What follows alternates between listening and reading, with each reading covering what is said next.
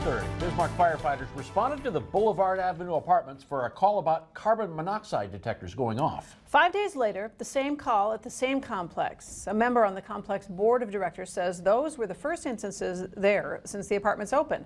But a former tenant says that's far from true. Emmeline Ivey is here with more. Emmeline? Yeah, that's right, Alan and Monica. Nicole Herman says she was a resident at Boulevard Avenue Apartments from January to October last year. She says within that time, her carbon monoxide detectors went off multiple times each month. Herman says she contacted apartment maintenance, management, and even the executive director of the general partner, Brent Ekstrom, but got no solutions. She says she became sick, which she attributes to carbon monoxide poisoning. But when she contacted doctors, she was given no answers. I spoke with Ekstrom, who says he was never notified and tells a completely different story.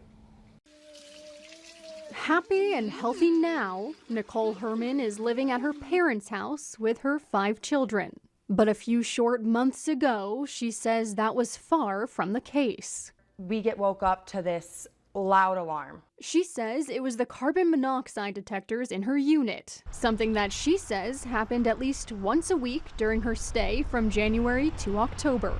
Each time it would go off, it made my anxiety worse, you know? And I'm freaking out, and I couldn't sleep at night, and I'd be just worried that something was gonna happen to my kids, and I was getting even more stressed out and in panic when I'd tell the only person I knew to tell, which was management, and they wouldn't do anything about it. Along with the alarms sounding, she says there were bags over the detectors, which she felt would hinder the efficacy of the alarms. Herman says she communicated the issue to maintenance, management, and even the owner, but was told they were sounding due to debris from construction and to keep the bags on the detectors. But when Herman's apartment flooded from an unrelated issue, it connected her with Brent Ekstrom, who she believed to be the owner. He basically said the same thing that everybody else was saying.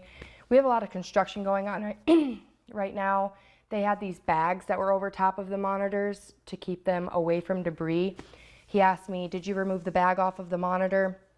I said, I don't know, I think so. I think we did when we moved in.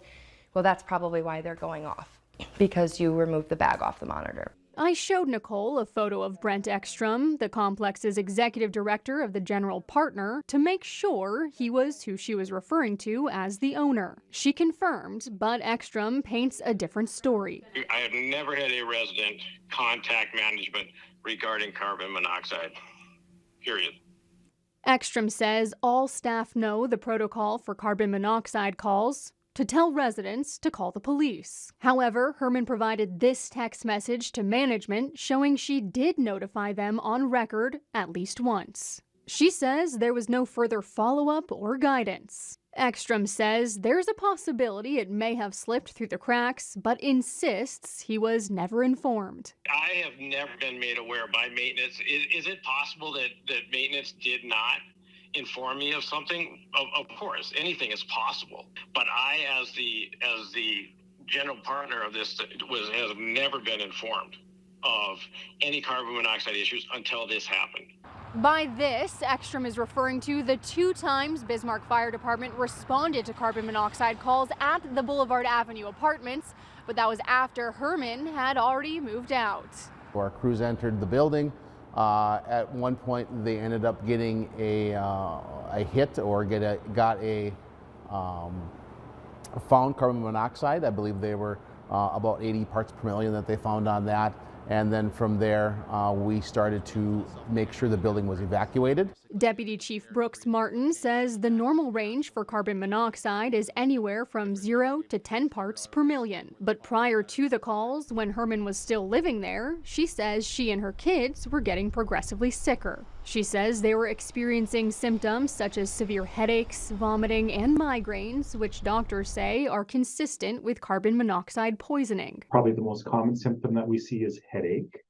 And then we will see patients start to get nauseous and feel fatigued. As it progresses, they can start vomiting. Herman says she visited the doctor numerous times during or shortly after her time at the apartment.